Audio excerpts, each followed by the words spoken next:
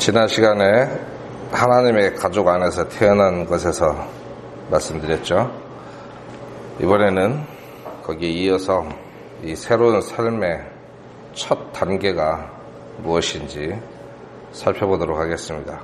오늘의 본문 말씀은 사도행전 9장 1절로부터 31절까지입니다. 좀 길죠? 합독하겠습니다. 사울이 주의 제자들을 치려고 여전히 위협과 살기를 내뿜으며 대제사장에게 가서 다마스쿠스의 회당들에 가져갈 편지를 그에게 요청하니, 이것은 그가 이 길에 속한 사람을 만나면 남자와 여자를 막론하고 그들을 결박하여 예루살렘으로 잡아오려 함이더라. 사울이 길을 가다가 다마스쿠스에 가까이 이르렀을 때에 갑자기 하늘로부터 빛이 나와 그를 둘러 비추더라. 그가 땅에 쓰러져 들음에 한 음성이 있어 그에게 이르시되, 사울아 사울아 어찌하여 네가 나를 핍박하느냐 하시거늘. 그가 이르되, 주여 누구시니까 하니, 주께서 이르시되, 나는 네가 핍박하는 예수라. 가시체를 걷어차기가 네게 고생이라 하거늘. 그가 떨며 놀라 이르되, 주여 내가 무엇을 하기 원하시나이까 하매, 주께서 그에게 이르시되, 일어나 도시로 들어가라. 그러면 네가 반드시 해야 할 일을 듣게 되리라 하시니라. 그와 함께 길을 가던 사람들은 음성만 듣고 아무도 보지 못한 채 말을 못하고 서 있더라. 사울이 땅에서 일어나 눈을 떴으나 아무도 보지 못하므로 그들이 손으로 그를 인도하여 다마스쿠스로 데려가니라. 그가 사흘 동안 보지 못하고 먹지도 마시지도 아니하더라. 다마스쿠스에 아나니아라 하는 어떤 제자가 있더라. 주께서 환상 중에 그에게 이르시되, 아나니아야 하시거늘. 그가 이르되, 보소서 주여 내가 여기 있나이다 하매, 주께서 그에게 이르시되, 일어나 곧은 거리라 하는 거리로 가서 유다의 집에서 사울이라 하는 다소 사람을 찾으라. 보라, 그가 기도하고 있느니라. 그가 환상 중에 아나니아라 하는 사람이 들어와 자기에게 안수하여 시력을 받게 하는 것을 보았느니라 하시거늘. 이에 아나니아가 응답하되, 주여 이 사람에 대해 내가 많은 사람에게 들었는데 그가 예루살렘에서 주의 성도들에게 많은 악을 행하였나이다 하더이다. 여기서도 그가 주의 이름을 부르는 모든 사람을 결박할 권한을 수제사장들에게서 받았나이다 하니라. 그러나 주께서 그에게 이르시되, 네 길로 가라. 그는 이방인들과 왕들과 이스라엘 자손 앞에 내 이름을 전하기 위해 내가 택한 그릇이니라. 그가 내 이름으로 인하여 얼마나 큰 일들로 반드시 고난을 겪어야 하는지 내가 그에게 보이리라 하시니, 아나니아가 자기 길로 가서 그 집에 들어가 그에게 안수하며 이르되, 형제 사울아, 주 곧 네가 올 때에 길에서 네게 나타나신 예수님께서 나를 보내사 네가 시력을 받게 하시고 성령님으로 충만하게 되도록 하셨느니라 하매, 즉시 그의 눈에서 비늘 같은 것이 떨어지고 그가 곧 시력을 받으니라. 그가 일어나 침례를 받고 음식을 받음에 강건해지니라. 그 뒤 사울이 다마스쿠스에 있던 제자들과 며칠을 지내며 즉시 회당들에서 그리스도를 선포하되 그분이 하나님의 아들이심을 선포하거늘. 그의 말을 들은 모든 자들이 놀라 이르되, 이 사람은 예루살렘에서 이 이름을 부르던 자들을 멸하던 자가 아니냐. 그가 여기 온 그 목적도 그들을 결박하여 수제사장들에게 끌어가고자 함이 아니냐 하더라. 그러나 사울이 점점 더 힘을 얻어 이분이 바로 그리스도임을 입증하며 다마스쿠스에 거하던 유대인들을 당황하게 하니라. 여러 날이 지나서 유대인들이 사울을 죽이려고 의논하였으나 그들이 숨어있음을 사울이 알게 되니라. 그들이 그를 죽이려고 밤낮으로 성문들을 지키므로 그때의 제자들이 밤에 그를 데려다가 바구니에 담아 성벽을 통해 달아내리니라. 사울이 예루살렘에 가서 제자들과 합류하려 하였으나 그들이 다 그를 두려워하며 그가 제자된 것을 믿지 아니하되 바나바는 그를 데리고 사도들에게 가서 그가 길에서 주를 본 것과 또 그분께서 그에게 말씀하신 것과 다마스쿠스에서 그가 예수님의 이름으로 담대히 선포한 것을 그들에게 말하니라. 그가 제자들과 함께 있으면서 예루살렘에서 드나들며 주 예수님의 이름으로 담대히 말하고 그리스말 하는 사람들을 논박하니라. 그러나 그들이 그를 죽이려 하매 형제들이 그것을 알고 그를 가이사랴로 데리고 내려가서 다소로 보내니라. 그때 온 유대와 갈릴리와 사마리아에서 교회들이 두루 안식을 얻어 든든히 세워지고 주를 두려워하는 가운데 성령님의 위로 안에서 걸으며 크게 늘어나니라. 이때 당시에 이스라엘을 둘러싸고 있는 그 로마의 상황은 좀 어수선했던 시기입니다. 어수선해서 이 유대에 대한 이 통제력이 좀 약해졌을 때예요. 그래서 이 유대인들에게는 사형을 집행할 권한이 주어지지 않았었는데 로마법에 의하면 이 로마 정권의 관리 감독이 좀 허술해지니까 사형을 집행한다기보다는 임의로 어떤 그 폭력적인 사태가 일어나기도 했었어요. 그래서 스데반이 순교하고 했습니다. 그 많은 유대인들이 스데반을 돌로 때려서 죽였는데 그걸 감독할 로마의 권력이 공백 상태였던 거예요. 지금도 사울이 제사장들에게 공문을 받아서 유대 땅도 아닌 다른 이방 지역에 사는 유대인들을 잡아들여서 체포해 가겠다고 하는 이런 상황도 그런 것과 무관하지가 않습니다.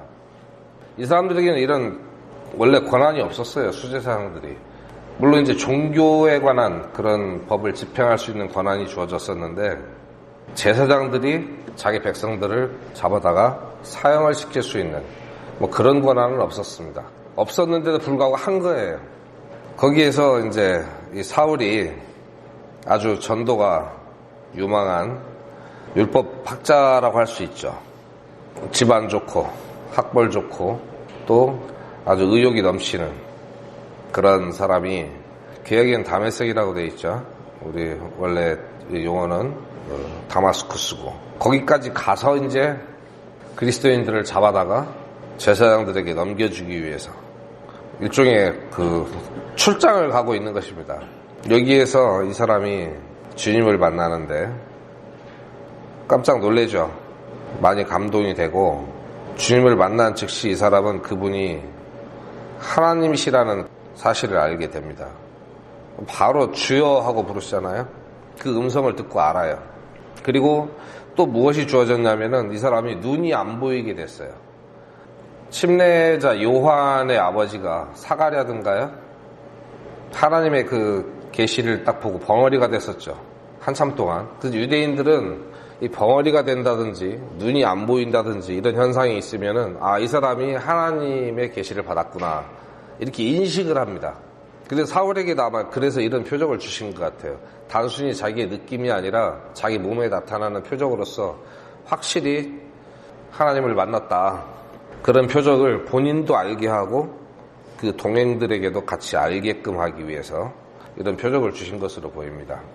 이것은 우리가 봤을 때도 아주 극적이고 갑작스럽게 이 사울이 회심을 하게 된 사건인데 뭐 우리보다 더 이때 당시에 다마스쿠스에 있는 그리스도인들이 더 놀랐겠죠. 그래서 아무도 이 사람이 회심한 것을 믿질 않았습니다. 그래서 주님께서 예비하신 사람이 아나니아라고 하는 아주 좋은 제자가 있었는데 이 사람이 사울과 교회 사이에 중재를 합니다. 여기에서도 오늘의 주제는 아니지만 아주 중요한 내용이 있는데 베드로가 그 백부장 코넬리우스한테 전도할 때도 그랬고 지금 사울이 회심을 하게 된 것도 그랬고요. 하나님께서는 양방이 관련이 돼 있는 일에서 한쪽에만 계시를 주지 않으십니다.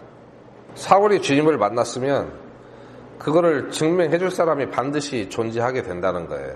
그래서 어떤 사람이 내가 하나님의 계시를 받았다 하고 어떤 성경이 없는 주장을 하게 된다면은 그 사람을 인정해 줄 수 있는 계시를 받은 사람이 반드시 또 하나 있어야 된다는 겁니다. 나 혼자 계시를 받았다고 내가 주장을 해서 수많은 그 성도들을 미혹하는 이 거짓 목자들이 많이 있습니다, 세상에는.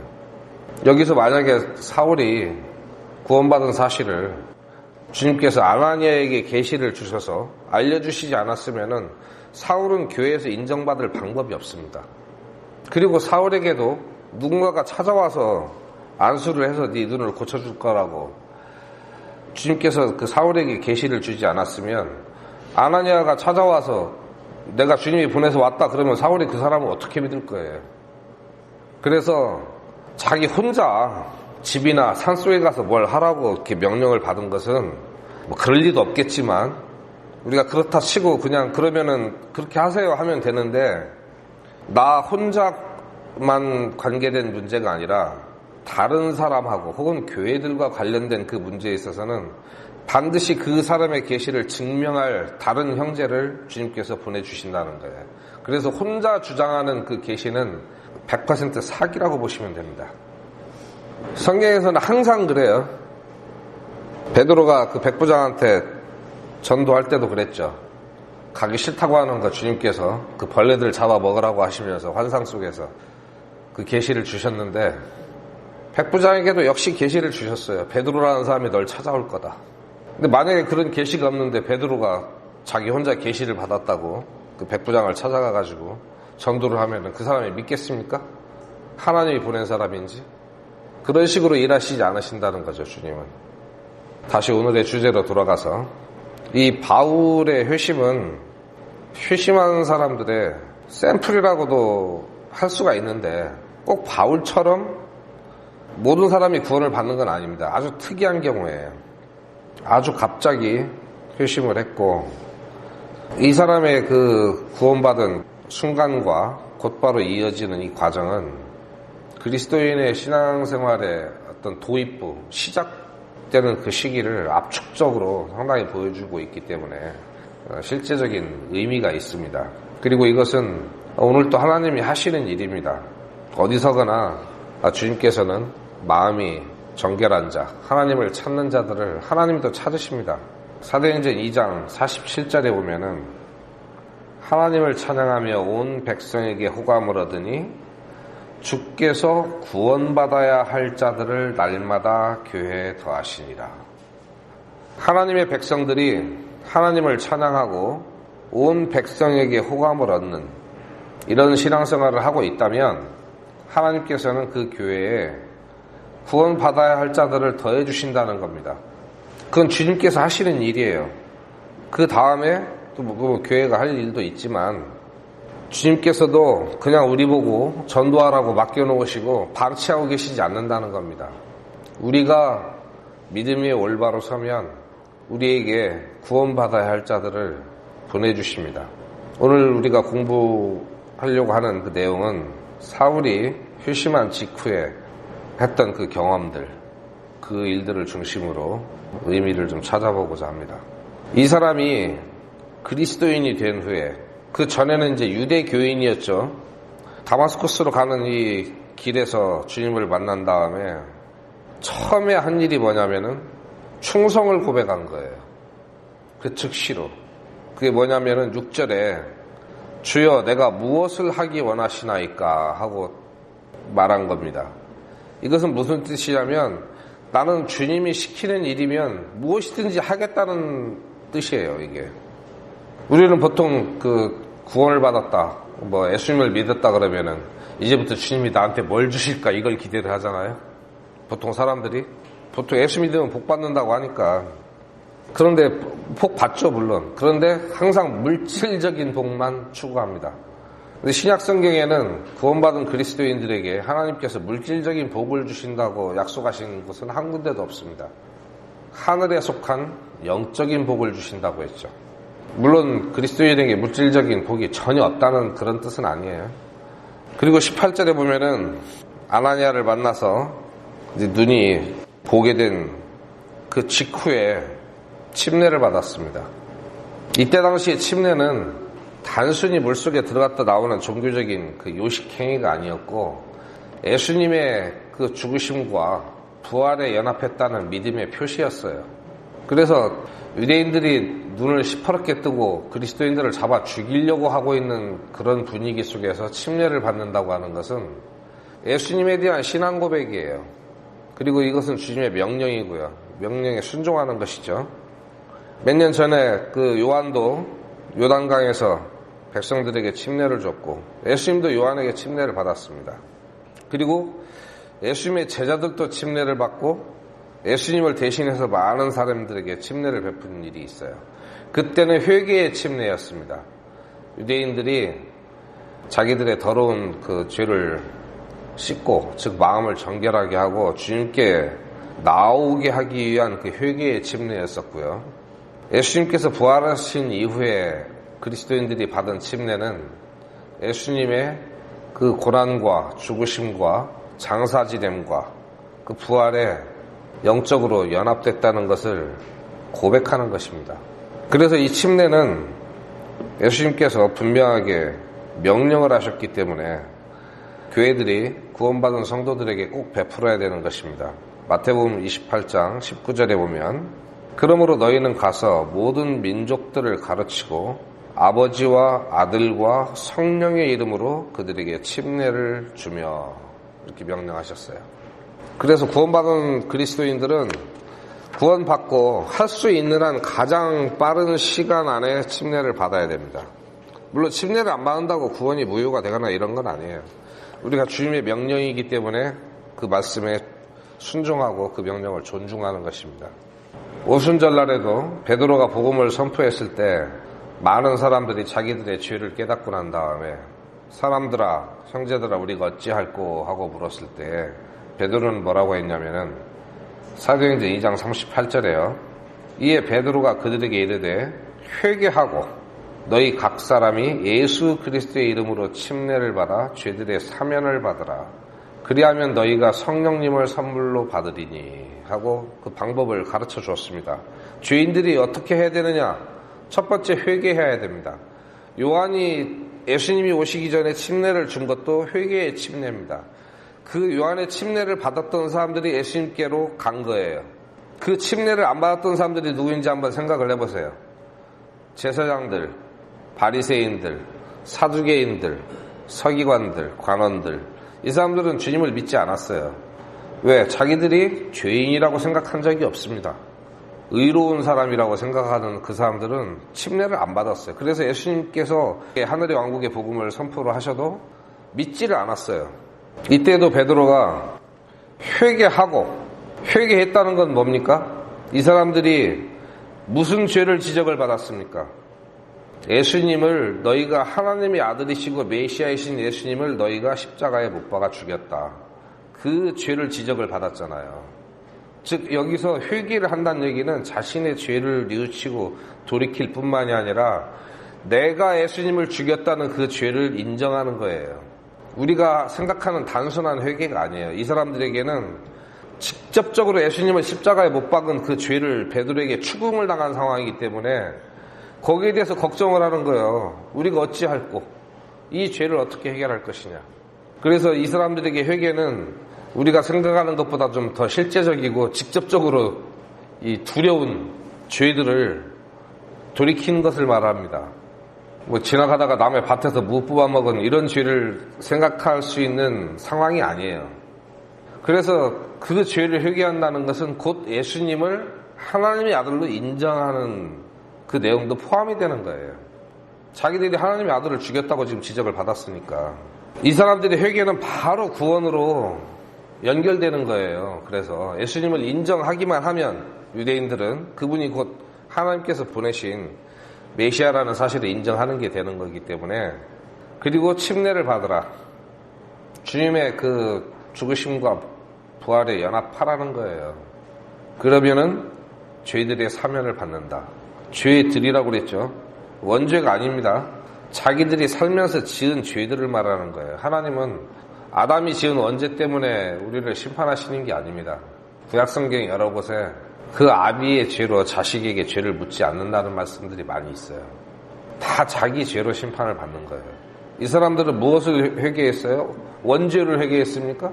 자기들이 고함치고 소리 지르고 바라바를 놓아달라고 외치고 예수님을 십자가에 못 박으라고 요구했던 그 죄를 회개하는 거예요. 그거밖에 죄가 없어요. 성령이 오시면 죄에 대해서 책망하신다고 했잖아요. 저희가 나를 믿지 아니하며.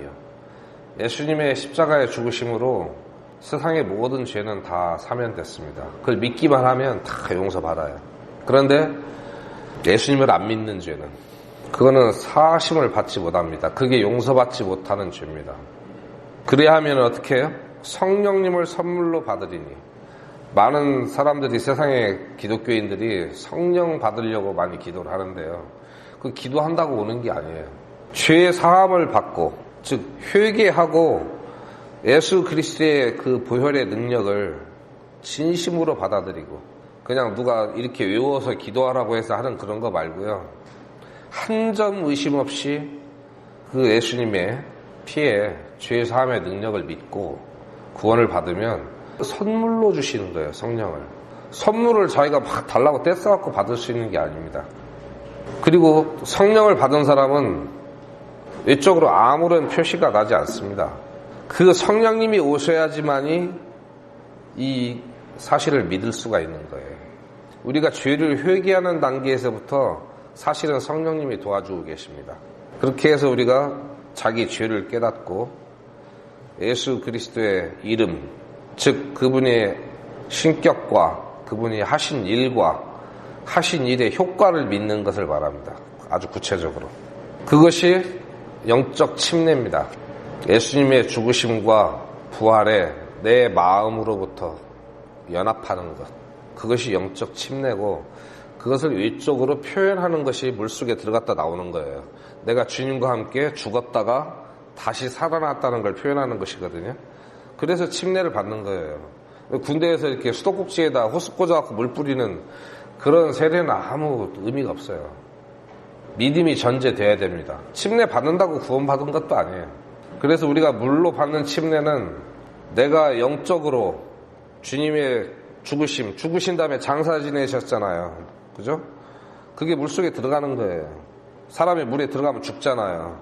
그리고 다시 올라오는 것, 죽음에서 부활하시는 것을 상징하는 것인데, 예수님께서 죽으시고 부활하신 것을 내가 진심으로 믿으면 그게 침례를 받는 거예요.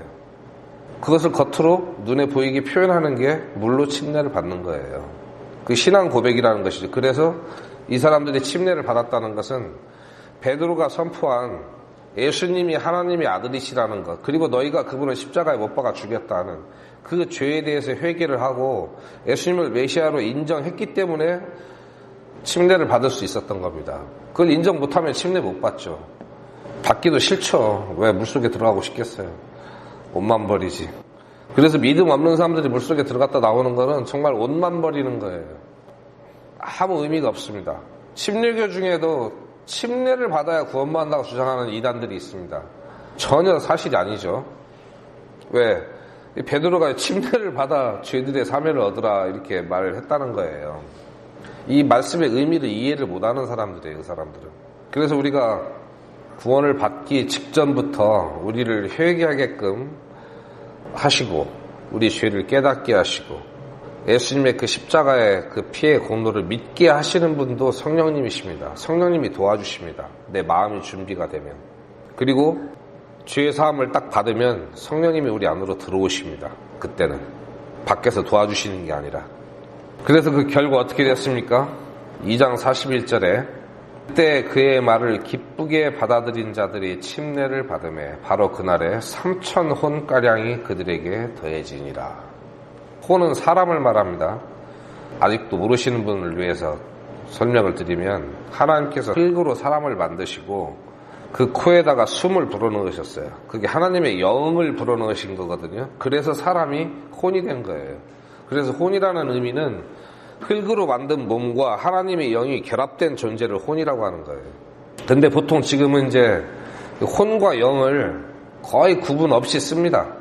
원래는 좀 분류를 해야 돼 맞기는 한데 성경 자체에서도 혼과 영을 번갈아가면서 사용하는 경우가 있어요. 우리의 주인은 이 몸이 아니니까 우리 정신이잖아요. 영이고. 이 사람들은 주님의 명령에 순종해서 바로 침례를 받았습니다. 믿고 나서 침례를 받는 거예요. 침례부터 받고 믿는 게 아니고, 이것이 신앙 고백이고, 사도행전 8장 12절하고 36절로부터 39절 찾아보겠습니다. 여기서도 이제 그 침례에 관한 말씀이 나오는데, 그러나 빌립이 하나님의 왕국에 관한 것들과 예수 그리스도 이름을 선포하는 것을 그들이 믿고 남자들과 여자들이 다 침례를 받으며, 초대교회 성도들은 구원을 받으면 그 자리에서 즉시 침례를 받았어요. 미룰 이유가 없는 것이죠. 얼마나 내가 구원받았다는 사실이 기쁩니까? 그러니까 침례 받는 것에 대해서 거리낌도 없었고 미루지도 않았습니다. 그리고 이제 빌립이 그 이디오피아 내시를 전도할 때 있었던 일이죠. 36절로 39절 보면, 그들이 계속해서 길을 가다가 어떤 물의 이름에 내시가 이르되 보라 여기에 물이 있으니 무엇이 내가 침례받는 것을 방해하리요 하매, 이 사람은 금방 빌립에게서 이사야서 말씀들을 설명을 듣고, 예수님이 구약 성경에 계시된 앞으로 오시리라고 예언된 그 메시아구나 하는 사실을 깨달았어요. 그리고 그걸 믿었습니다. 그런데 침례를 받아야 된다는 사실을 알게 된 거예요. 그러니까 길 가다가 물이 있으니까 바로 침례 받자고 하는 것이죠. 그러니까 빌립이 뭐라고 대답합니까? 빌립이 이르되 만일 그대가 마음을 다하여 믿으면 받을 수 있느니라 하니. 보통 지금 교회 다니는 사람들이 예수님을 마음을 다해서 믿지를 않습니다. 그냥 이웃이 권해서 다니기도 하고, 교회 다니면은 뭐 돈을 잘 번다고 해서 다니는 사람도 있고, 여러 가지 이 세상 살면서 복 받으면서 살기를 원해서 다니는 사람들이 많아요. 예수님을 마음을 다해서 믿는 건 아니에요. 그 때때로는 공과 공부를 통해서 또 복음에 대해서 쭉 다 설명을 들어요. 그런데 과연 진심으로 털끝만큼의 의심도 없이 마음을 다해서 예수님을 믿느냐, 그거는 모르겠어요. 빌립이 여기서 이 내시에게 한 말은 그대가 마음을 다하여 믿으면 받을 수 있느니라 그랬잖아요. 마음을 다해서 믿어야 돼요. 완전히 내 믿음이 이 복음과 연합이 돼야 됩니다. 긴가민가 한다든지 뭐 영접 기도를 가르쳐주는데 이걸 외워서 이렇게 따라서 하면은 구원을 받는다고 하니까 그 내용도 모르고 믿음도 없는데 그냥 따라서 한 사람들, 그 전혀 구원받지 않은 겁니다. 그래서 많은 사람들이 평생 속으면서 교회를 다녀요.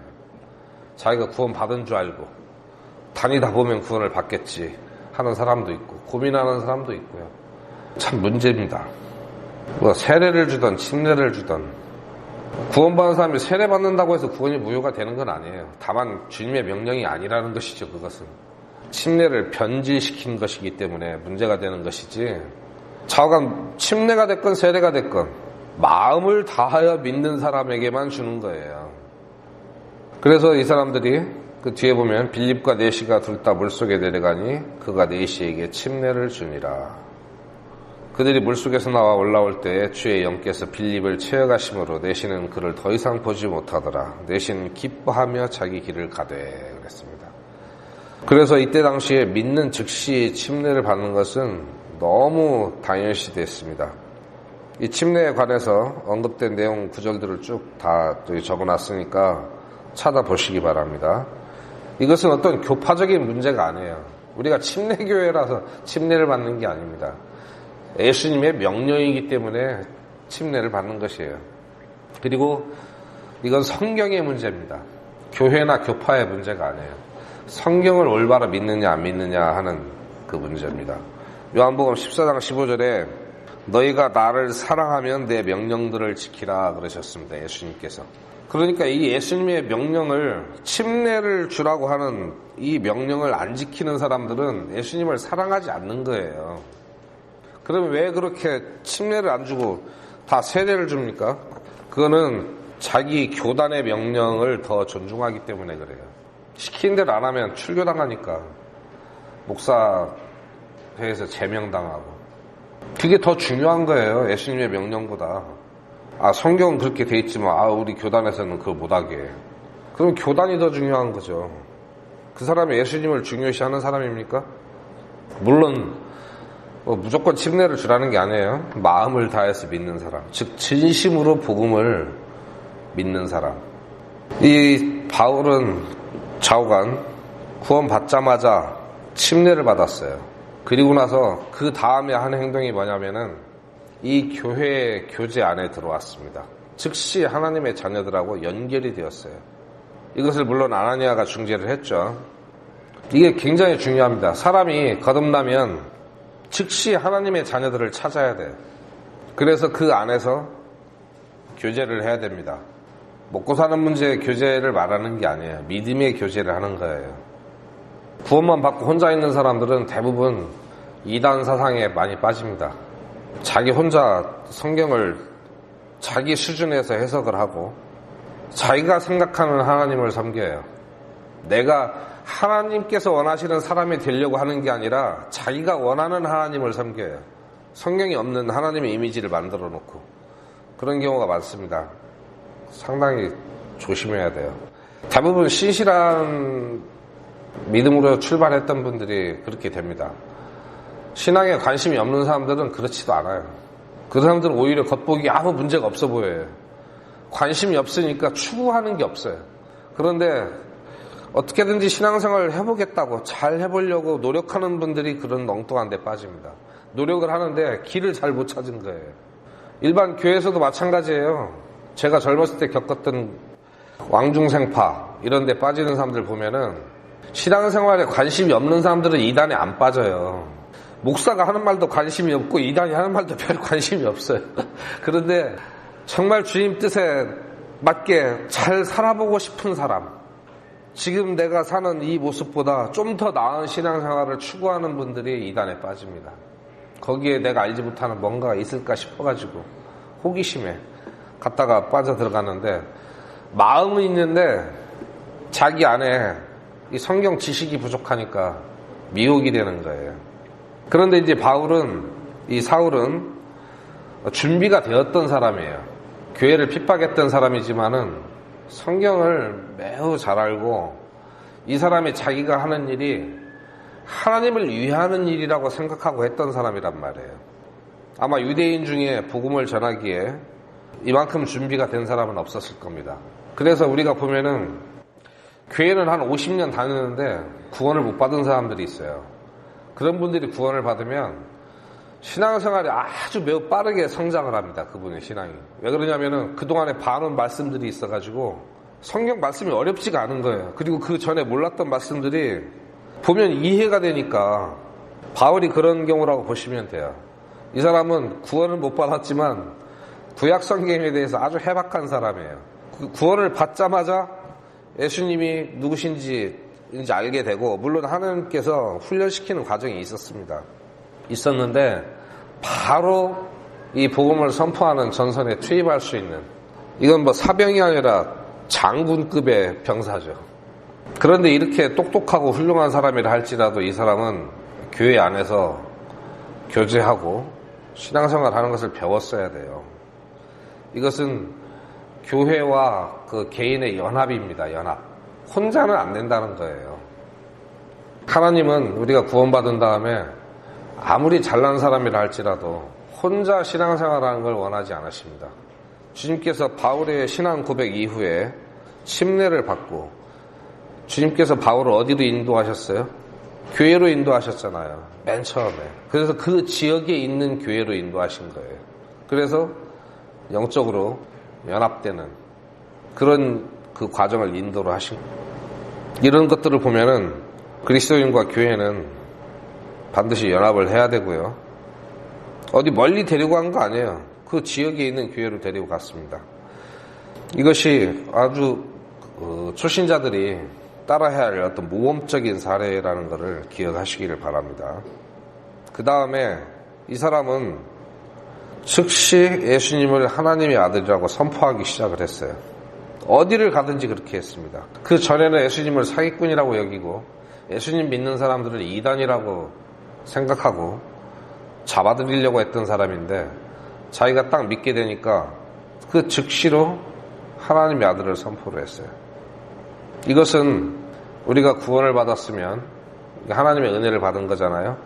그리고 내가 받은 그 은혜를, 그리고 이 은혜를 받은 사람들에게 하나님께서는 힘을 주십니다. 많은 은혜와 그 권능을 주시는데 그것을 아직 모르는 사람들에게 선포하는 것은 이 구원받은 그리스도인들의 책임이에요. 그리고 특권입니다. 이 복음은 천사들도 전할 수가 없어요. 오직 구원받은 사람들만 전할 수 있어요. 이 사람에 대해서 교회는 놀랬습니다. 21절에 보면 그의 말을 들은 모든 자들이 놀라 이르되 이 사람은 예루살렘에서 이 이름을 부르던 자들을 멸하던 자가 아니냐. 이 멸하던 자라는 말이 있죠. 멸한다는 게 무슨 뜻인지 아세요? 죽인다는 거예요. 생명을 멸하면 어떻게 됩니까? 죽이는 거죠. 잡아다 죽이던 사람이에요. 그리고 스데반이 순교할 때도 직접 돌을 던지진 않았지만 배후에서 지휘하던 사람이에요. 이 사람이 다마스쿠스에 온 목적도 이 사람들을 잡아가고자 했던 겁니다. 고린도서 5장 17절에 보면 그런즉 누구든지 그리스도 안에 있으면 그는 새로운 창조물이라 옛 것들은 지나갔으니 보라 모든 것이 새롭게 되었더라. 우리는 구원받은 다음에 새롭게 되었습니까? 바울은 그렇게 됐어요. 이름도 나중에 바뀌었죠. 바울이라고. 이 사울이 완전히 새롭게 됐습니다. 모든 그리스도인이 이렇게 된다는 건 아니에요. 하지만 성경에서 말씀하는 바는 이렇게 해야 된다는 겁니다. 성경의 기준과 그리스도인의 상태는 많이 차이가 있죠. 우리가 못한다고 해서 기준을 낮출 수는 없어요. 학교에 공부 잘하는 학생도 있고 못하는 학생도 있지만 선생님의 기준은 항상 100점이죠. 반의 평균 점수가 60점이라고 그래갖고 60점을 만점이라고 할 수는 없는 거잖아요. 우리가 못하는 것과는 별개로 하나님의 기준은 이렇다는 것을 말씀드리는 겁니다. 이렇게 하는 게 당연해요. 조금씩 개인적으로 시간 차이는 가지고 있지만.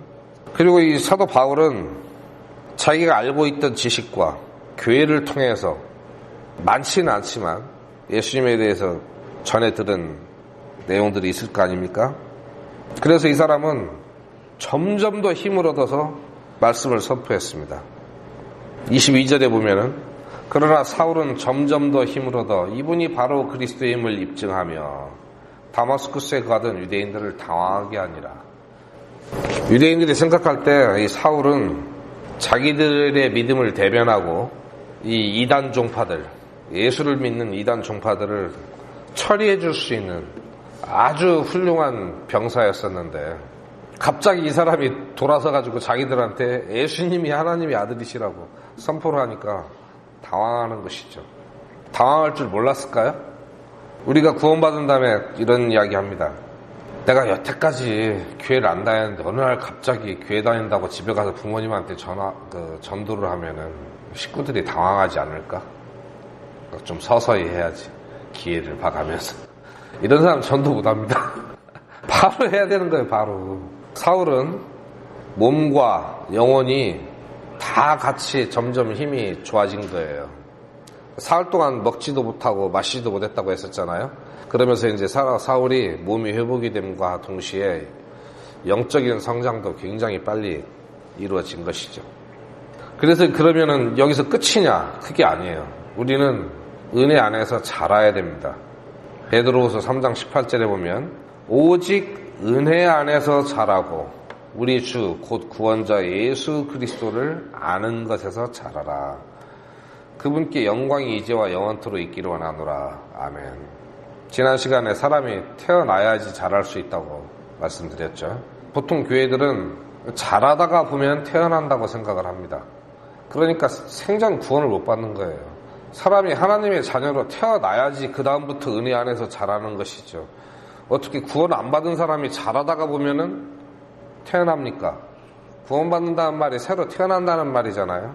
하나님의 자녀로 태어나는 것을 말하는데 안 태어난 사람들을 자라게 하려고 하니까 이건 자랄 수가 없는 거예요. 순리에 맞지 않아요.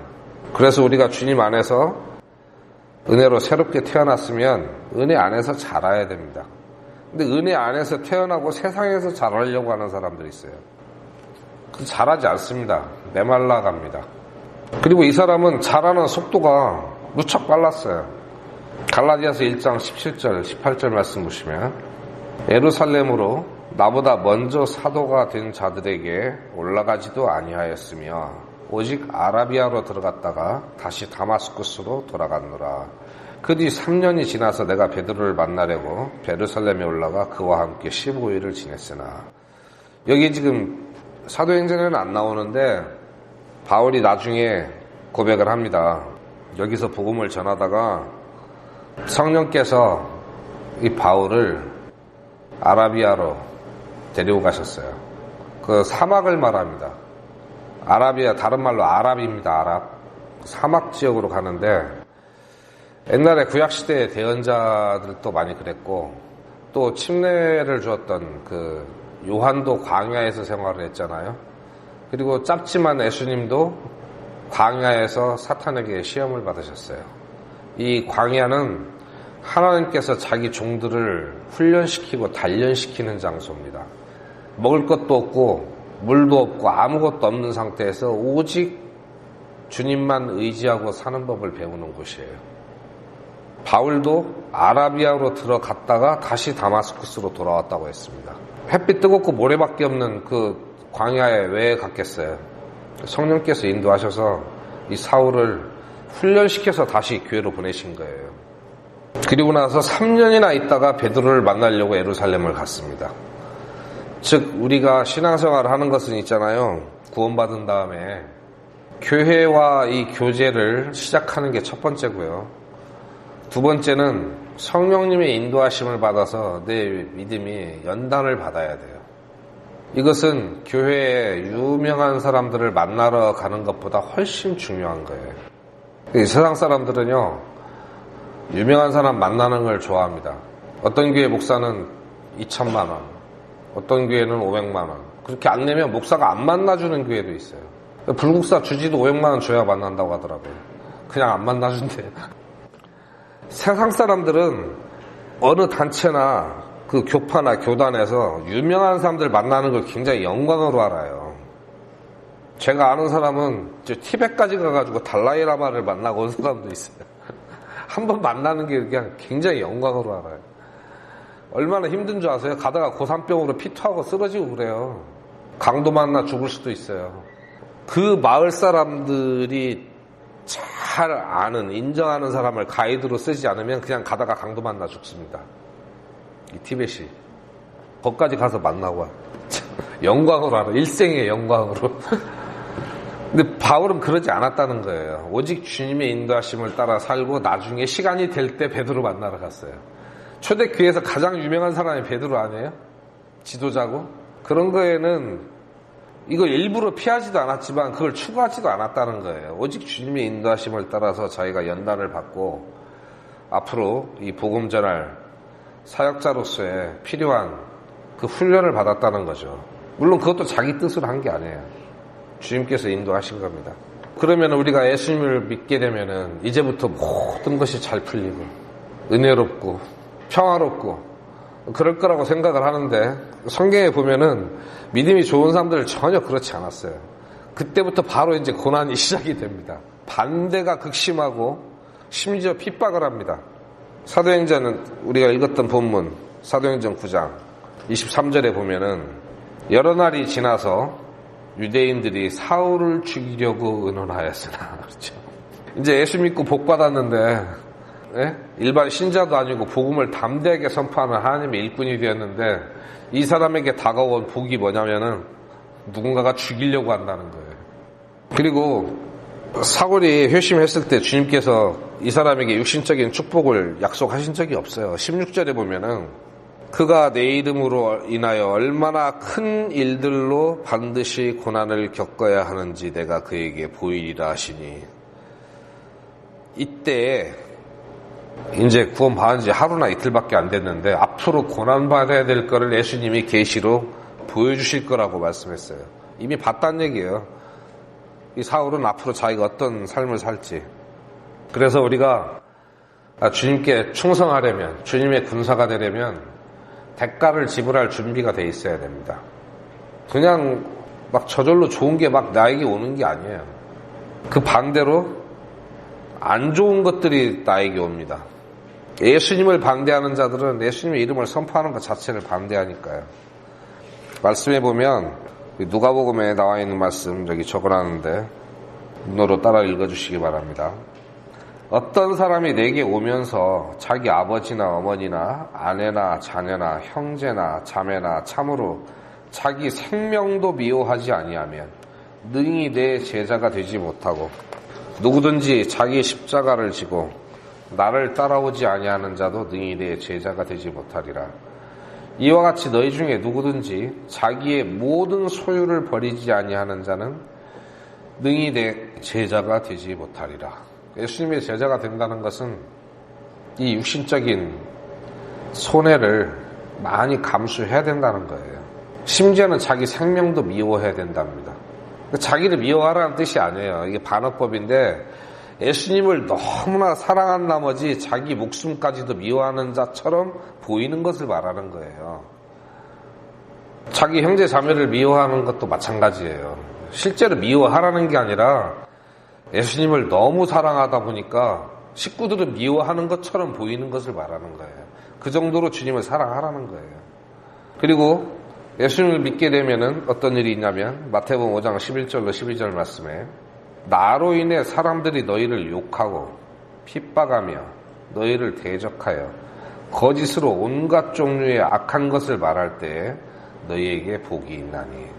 물론 이 복은 하늘에 있는 영적인 복을 말하는 겁니다. 기뻐하고 크게 즐거워하라. 하늘에서 너희 보상이 크니라. 뭐라고 되어 있습니까? 하늘에서 너희 보상이 크니라 그랬죠. 이 땅에서 보상해 주시는 게 아니에요. 하늘에서 보상을 해 주신다는 거예요. 이게 우리만 그러냐? 그게 아니에요. 그들이 너희 전에 있던 대언자들을 이같이 핍박하였느니라. 하나님께 충성하는 자들에게 내려오는 유구한 전통입니다. 이것은. 전통 안 좋아하세요? 다 전통 좋아하시잖아요. 요한복음 16장 33절에 너희에게 이 일들을 말한 것은 너희가 내 안에서 평안을 누리게 하려 함이니라. 세상에서는 너희가 환난을 당할 터이나 기운을 내라. 내가 세상을 이기었노라 하시니라. 우리가 평안을 누리는 것은 우리 가정에서, 세상에서, 직장에서 그런 평안을 누리는 게 아니고 주님 안에서 평안을 누리는 겁니다. 세상에서는 환난이 있어요. 하지만 주님께서는 우리에게 기운을 내라고 말씀하십니다. 왜? 예수님께서 이미 세상을 이기셨으니까. 이 세상 사람들이 가장 두려워하는 것이 뭐냐면은 죽음이에요. 특히 아프다가 죽는 거 아주 싫어합니다. 무서워하고. 그래서 모든 걸 다 먹어요. 기생충 약도 먹고 안 죽는다는 거, 뭐가 됐든지 좋은 건 다 먹으려고 그래요. 녹용이 왜 비싸요? 산삼이 왜 비싸고?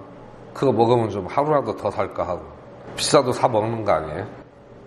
그 죽음을 예수님이 사망의 권세를 꺾고 이기셨잖아요. 무덤에 묻히지 않고 썩지 않고 부활하셨습니다. 우리는 그 부활하신 주님 안에 있어요.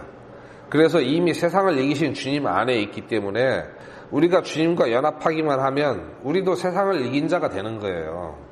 자꾸 주님과 떨어져 있으면서 왜 나는 맨날 이렇게 패배하나, 이런 고민을 하는 것 자체가 상당히 넌센스입니다. 주님 안에 있으면 돼요.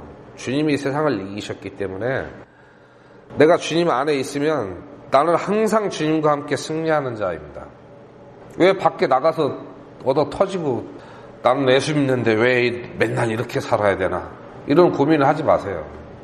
밖에 비가 오는데, 지금 비 온다는 얘기가 아니에요. 예를 들어서 비가 오는데 집 안으로 들어오면 비를 안 맞잖아요. 왜 나가서 자꾸 하나님은 나에게 비를 주시는지, 우산도 없는데, 이러지 마시라는 거예요. 그냥 예배당 안으로 들어오면 비 안 맞잖아요. 우리가 항상 주님 안에 있으면 이 세상은 우리를 이길 수 없습니다. 건드리지도 못한다고 돼 있어요. 주님 안에 있다는 것은 의미는 잘 아시죠? 우리가 말씀을 따라서 순종하는 것이 주님 안에 있는 그런 삶입니다. 그리고 나가면 당연히 비 맞죠. 그래서 우리가 주님 밖에 나가면, 혹은 주님 안에 있더라도 나가서 주님을 선포하는 그런 일을 당하면 핍박을 당합니다. 하지만 마음은 편하죠. 사도들에 대해서 말씀하신 내용 중에 사도행전 5장 41절에 보면 그들은 자기들이 그분의 이름으로 인해 수치당하는 일에 합당한 자로 여겨진 것을 기뻐하며 공회 앞을 떠나니라. 우리가 살아가면서 주님의 이름을 위해서 수치를 당하는 것, 이것도 아무나 하는 게 아니에요. 사도들은 그런 일을 당하기에 합당한 자로 여겨진 것을 기뻐했다고 되어 있습니다. 그리스도인으로 살면서 한 번도 핍박을 안 당하고 수치를 안 당한 사람은 그 사람은 그런 수치를 당하기 합당치 않은 자이기 때문에 그런 복을 안 주시는 거예요. 우리가 이 땅에서 주님의 이름으로 핍박을 받을수록 하늘에 큰 보상이 있는데, 상이 쌓이는데 그 상받기에 합당치 않은 자라는 거예요, 그 사람은. 그래서 핍박을 안 주시는 거예요. 내가 말씀을 더 열심히 공부하고 복음을 열심히 전하면 그 복을 받을 수 있어요. 근데 아무 생각이 없으니까 뭐 내 가족이 죽어서 저 지옥으로 지금 미끄러져 들어가고 있는데도 아무 느낌이 없는 거죠. 내가 욕을 좀 먹더라도 복음을 전해서 구해야 되지 않겠습니까? 아까 16절에서 예수님께서 이 사울에게 내 이름으로 인해서 얼마나 큰 일들로 고난을 겪어야 하는지 그에게 보이리라 하셨잖아요. 그러니까 보여주셨을 거예요, 아마. 그게 어떤 내용이냐면 고린도후서 11장 24절로 28절에 그게 나옵니다. 바울이 어떤 고난을 당하고 살았는지. 내가 유대인들로부터 40에서 하나 뺀 매를 5번 맞았으며 왜 39대를 때리는지 아세요? 40대는 너무 잔인하다. 그래서 한 대 빼고 39대를 때려요. 쉬었다가 다 나으면 또 때려요. 매우 친절한 사람들이죠.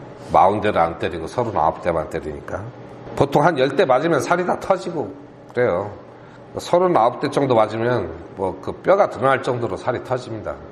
근데 거기서 더 때리면 죽을 것 같으니까 40대는 안 때리고 39대만 때린다는 거예요.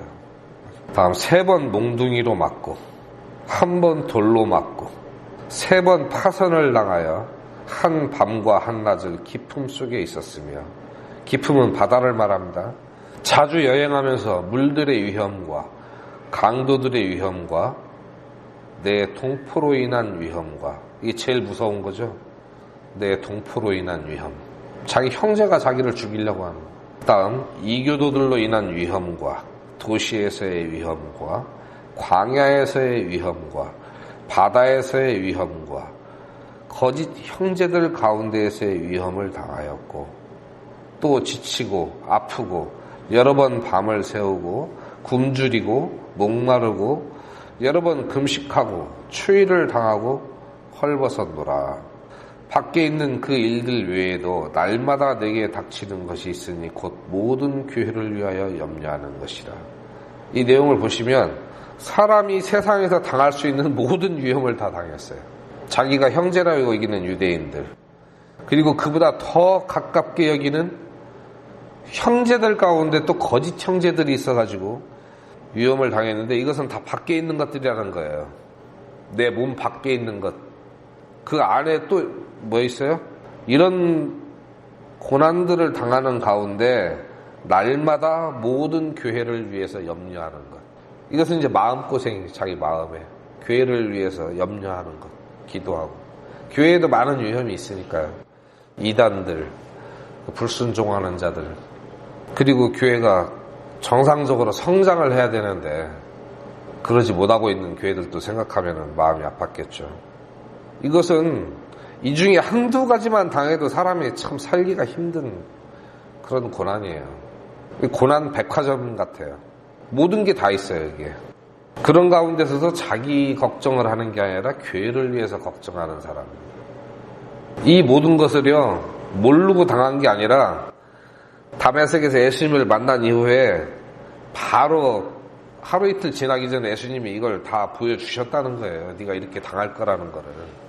그러니까 알면서도 이 사울이 예수 그리스도를 선포하기 시작을 했어요.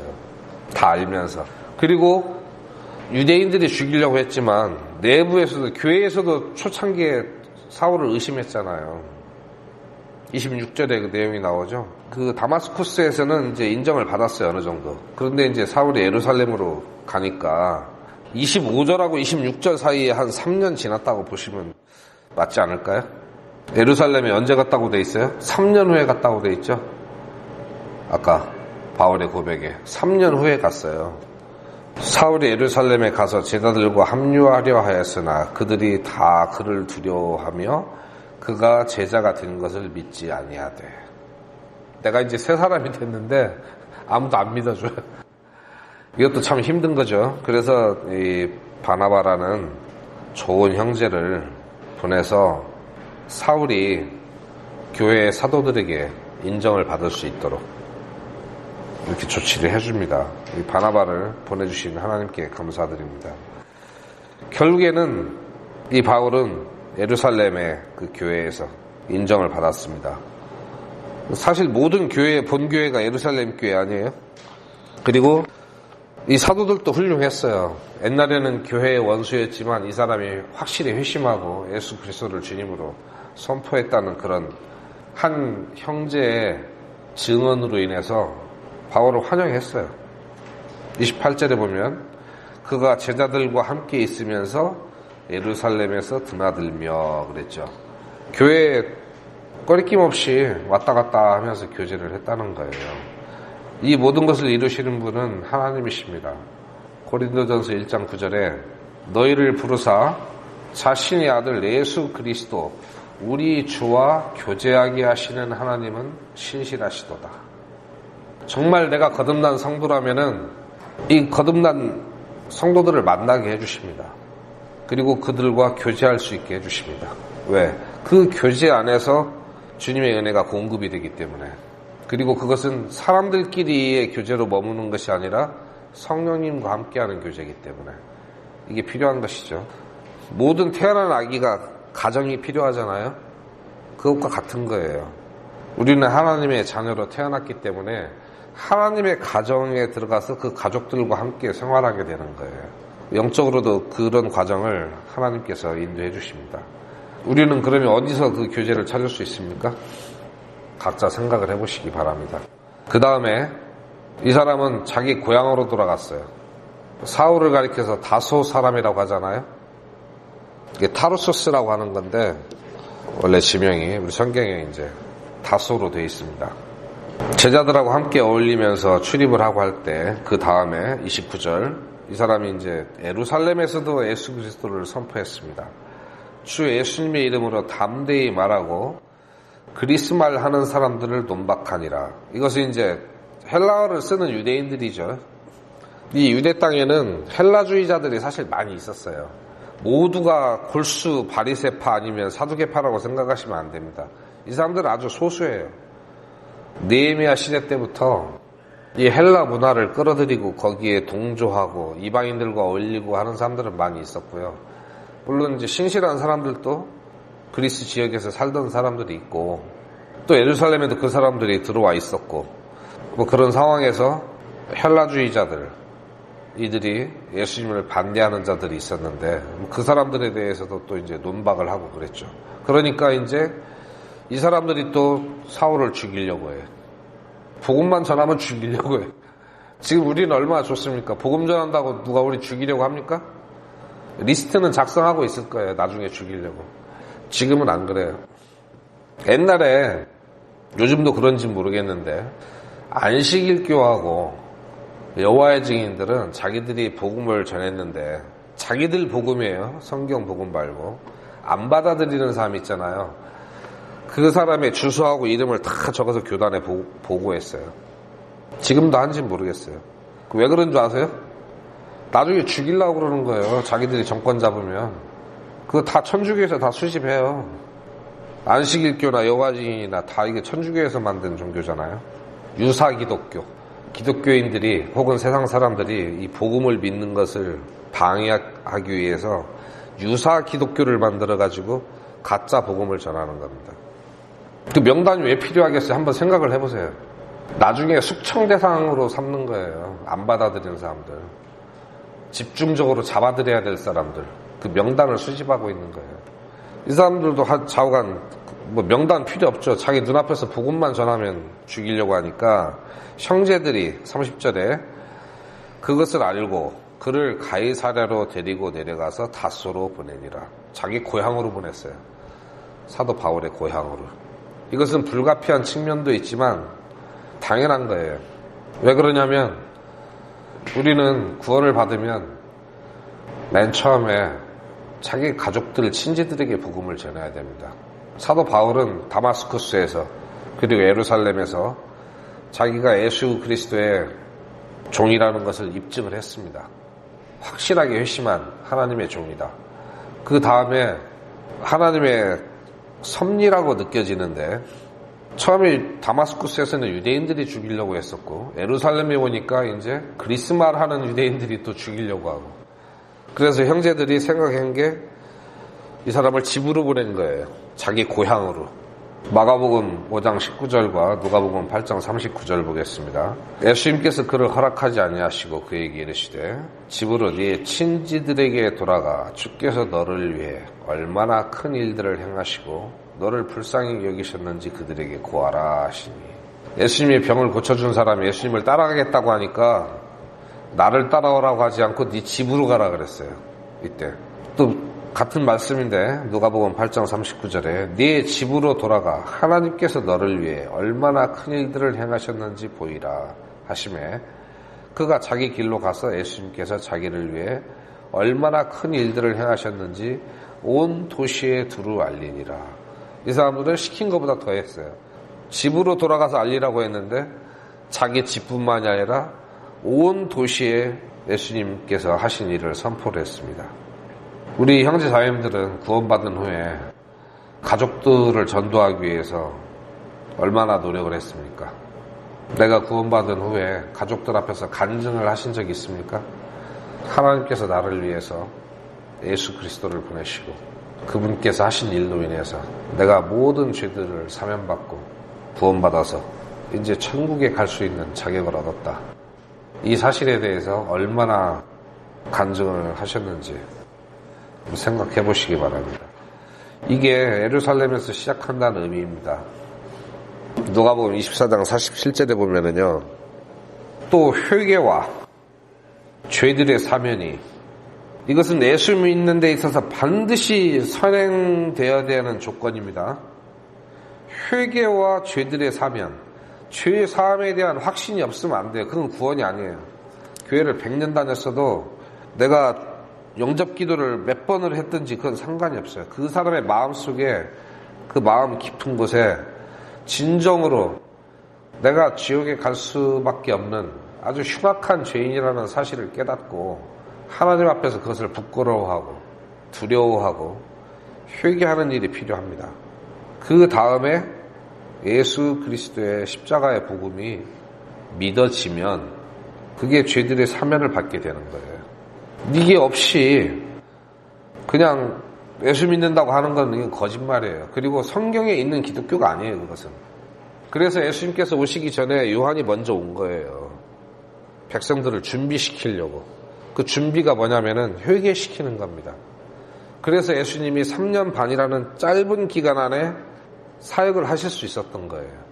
이미 수많은 백성들이 회개하고 있는 상태, 그 상태에서 예수님이 오셔서 하늘의 왕국의 이 복음을 선포하셨잖아요. 왜 그렇게 하셨어요? 그 왕이시니까 신하가 먼저 와서 일을 해야죠. 당연히. 무슨 수습 전도사도 아니고 밑바닥부터 할 수는 없는 거 아니에요. 왕이신데. 그래서 요한이 6개월 먼저 와서 이종 사촌 형인데도 불구하고 종으로서 미리 사역을 한 거예요. 일부 종교인들을 제외한 가난하고 힘든 백성들 대부분이 회개했잖아요. 지금 교회들의 문제가 뭐냐면은 이 죄인이라고 하면 사람들이 기분 나빠하니까 이 죄를 그냥 어물쩍 넘어가요. 예수님에 대해서 이야기를 하면서 예수님께서 우리 모든 죄를 사해 주셨대요. 근데 내가 죄인이라는 생각을 한 번도 한 적이 없는데 그게 뭐가 고맙겠냐고요. 그냥 그 믿으면 지옥에 안 가고 천국 간대. 그러면서 자 지금부터 영접 기도하겠습니다 하고 하니까 그냥 따라서 하는 거예요. 그냥 하면 좋다고 하니까. 그리고 나서 영접 기도 끝나면 네 이제 형제님은 구원받았습니다. 그게 사기입니다. 가짜예요. 그렇게 구원받은 줄 알고 평생 살다가 죽으면 어디로 가겠어요? 지옥으로 가죠. 회개와 죄들의 사면, 이게 반드시 있어야 됩니다. 이걸 우리가 전도할 때 이걸 명심하고 절대 잊어버리면 안 됩니다. 이게 구원이에요. 내가 죄가 있어야지 죄를 용서를 받죠. 예수님께서 뭐라고 하셨냐면 병든 자로 해야지 의사가 쓸 때가 있다고 그랬어요. 내가 안 아픈데 어떻게 치료를 받았다는 거예요 도대체. 안 아픈데. 죄인이 아닌데 어떻게 구원을 받아요.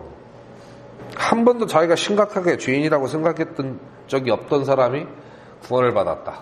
그거는 아픈 적이 없는 사람이 치료를 받았다고 말하는 거하고 똑같은 거예요.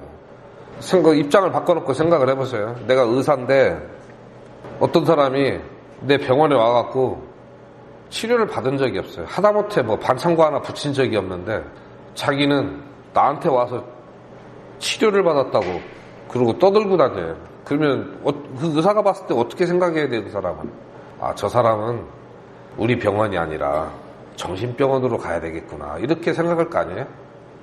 죄인이었던 적이 없는 사람이 죄를 용서받았다. 진짜 신기한 마술이에요. 이게 복음이에요. 회개와 예수 그리스도의 그 피로 인한 영원한 속죄. 이게 복음인데 이걸 빼먹고 그냥 예수 이름 믿으면 구원받는데, 그 이름이라는 자체가 구원자라는 뜻이잖아요. 그리스도, 메시아, 그죠? 예수님 이름이 뭐라고 돼 있어요? 자기 백성을 그 죄들에서 구원할 자라 그랬잖아요. 천사가 계시를 줄 때. 근데 죄들의 구원을 받으려면 죄인이라 해야지 구원을 받죠. 이것이 어디서부터 시작한다고요? 예루살렘에서 시작하여 모든 민족들 가운데 선포되어야 하리니 그랬습니다. 그래서 성경에 예수님께서 날 때부터 장님이었던 사람을 고쳐준 자도 그러고요. 예수님이 다 집으로 보냈어요. 먼저 네 집으로 가서 네 친지들에게 주님께서 하신 일을 전해라. 사도들도 다 그랬어요. 그래서 이 복음 자체가 사도들이 예수님이 부활하시고 지상 사역 기간 동안에 자기들에게 가르쳐 주셨던 그 모든 말씀을 뜻을 알려주시고 성령을 부어주셔서 이 말씀들을 깨닫게 하신 다음에 외국으로 보냈습니까? 외국으로 안 보냈어요. 예루살렘에서 견디다 못 견딜 정도까지 거기서 복음을 선포했습니다. 그리고 핍박이 왔을 때 그 다음에 사마리아로 갔죠. 그 다음에 이방인들에게로 갔어요. 복음은 항상 가까운 곳에서부터 전하는 거예요. 자기 식구들한테 복음을 못 전했는데 필리핀 선교사로 간대. 그런 사람들 좀 가엾지 않나요? 물론 해도 안 돼서 어쩔 수 없이 가는 건 그건 맞아요. 바울도 모든 유대인들이 다 구원받은 다음에 이방인들한테 전도한 거 아니잖아요. 자기는 할 만큼 했어요. 기도하고 정말 간절한 마음으로 기도하고 자기 동족 유대인들을 위해서 눈물로 기도했던 사람이에요. 복음을 전하고 해도 안 됐죠. 물론 이 사람은 이방인의 사도로 부르심을 받았지만은요, 예루살렘에서도 보시다시피 열심히 복음을 선포했잖아요. 죽이려고 하니까 어쩔 수 없이 다른 데로 간 거예요. 복음 전하는 사람의 죽음이 뭐가 두렵냐? 여기서 죽어버리면 딴 데 가서 복음 못 전하죠. 헛되게 죽을 이유는 없어요. 그리스도인이 할 일이 아주 많습니다. 쓸데없이 나 죽이겠다는 사람 찾아가서 죽을 이유가 없어요. 이게 비겁한 게 아니에요. 바울이 여기서 죽었으면 어떻게 됐겠어요? 우리가 보는 수많은 이 뒤에 로마서부터 시작해갖고 이 보물과 같은 신약성경의 말씀들 누가 기록했겠습니까? 주님을 위해서 죽어야 될 사람이 있고요, 주님을 위해서 살아야 될 사람도 있는 거예요. 스데반이나 야고보 같은 사람들은 일찍 순교했죠. 그 사람이 바울보다 적게 일한 거 아니에요. 그 사람도 자기 목숨을 드렸고요, 사도 바울도 주님께 자기 목숨을 드렸어요. 요한은 더 오래 살았어요. 모두가 다 주님을 위해서 하는 거예요. 죽든지 살든지. 이게 그리스도인이 구원받은 직후에 자기 새로운 삶을 시작하는 순서입니다. 구원받자마자 무슨 막 해외 선교사로 나가겠다고 이런 게 아니에요. 자기 주변에서부터 복음을 전하고 거기서 단련도 받고 복음 전하는 요령도 습득을 하고 충분히 이 사람이 하나님의 종이라고 인정을 받은 다음에 그 다음에 나가도 늦지 않아요. 요즘은 그냥 겉멋이 들어가지고 신학교 졸업하자마자 선교사로 나가겠다고. 근데 그 사람들 잘못이 아니에요. 그 사람들한테 그렇게 꿈을 불어넣는 사람들이 누군지 아세요? 기존의 목사들이에요. 지금 한국에 교회가 너무 많아요. 그래서 신학생들이 졸업하자마자 다 교회를 개척하겠다고 나오면은요, 큰일 나는 거예요. 이 젊은 사람들보다 말도 잘 못하고, 옛날에 또 엉터리로 목사 된 사람들 많잖아요. 6개월짜리 뭐 단기 이거 해갖고 목사 안수 받은 사람도 있고. 헌금을 많이 내면 빨리 목사 안수 받을 수 있어요. 그리고 이제 옛날같이 뭐 머리가 빨리 돌아가는 것도 아니고 지금도 먹고 살기 힘들어 죽겠는데 막 젊고 말 잘하고 똑똑한 목사들이 막 나와서 교회를 개척한다고 하니까 이게 제로섬 게임이잖아요. 시장은 한정돼 있는데 예? 종교 소비자들은 한정돼 있잖아요. 거기서 나눠 먹기를 하려니까 이게 걱정이 되는 거예요. 그래서 대한민국 교회가 과거에 우리가 선교사들로부터 받았던 은혜를 갚아야 된다 해가지고 젊은 사람들 하여간 최대한 외국으로 내보내려고 한 20년 전부터 엄청나게 노력을 했어. 똑똑한 친구들이 우리 동네 와갖고 개업하면 안 되잖아요. 안 그래요? 나 혼자 지금 구멍가게 잘하고 있는데 옆에 지금 막 GS 편의점이 들어온대. 그러면 안 되잖아요.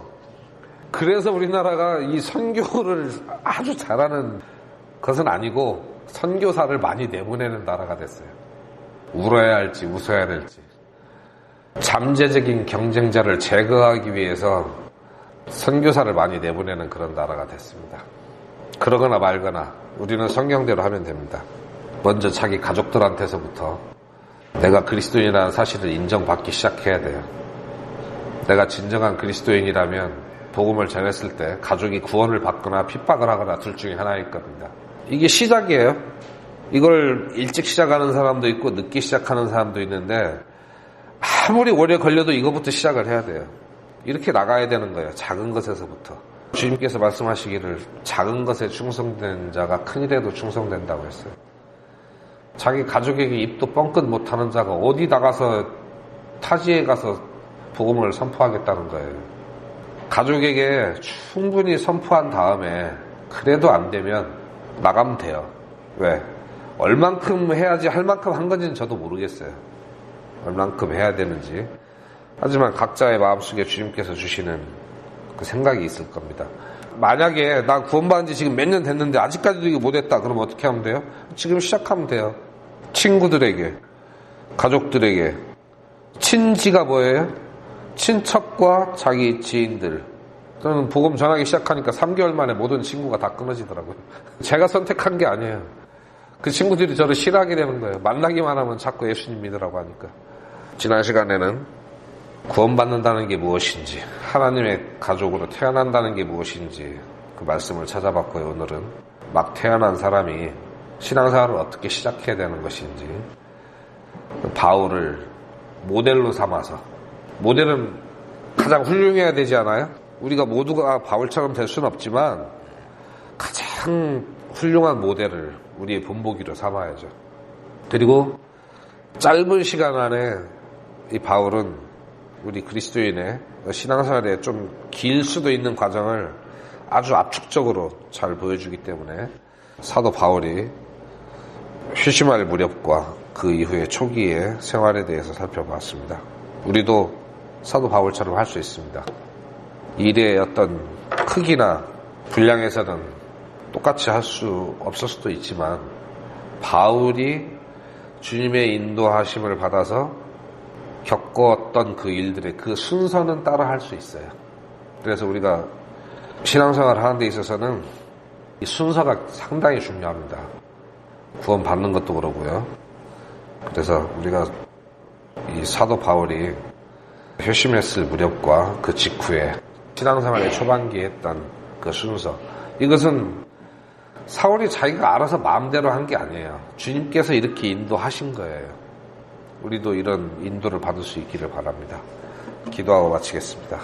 은혜로우신 주님, 이 시간 우리는 주님께서 사울을 사로잡으시고 그를 회심시키고 믿음의 교제 안으로 인도하시고 주님의 종으로서의 그 사명을 감당해 나가고 또 훈련받는 과정들을 살펴보았습니다. 우리에게도 동일한 성령께서 함께 하신 줄 압니다. 우리의 생각과 말과 행실을 주님께서 인도해 주셔서 우리가 올바른 순서에 따라서 정상적인 신앙생활을 하고 그로 인해서 주님의 크신 은혜 안에서 성장할 수 있는 그 은혜를 허락하여 주시옵소서. 우리를 사랑하시는 예수 그리스도의 이름으로 기도드립니다. 아멘.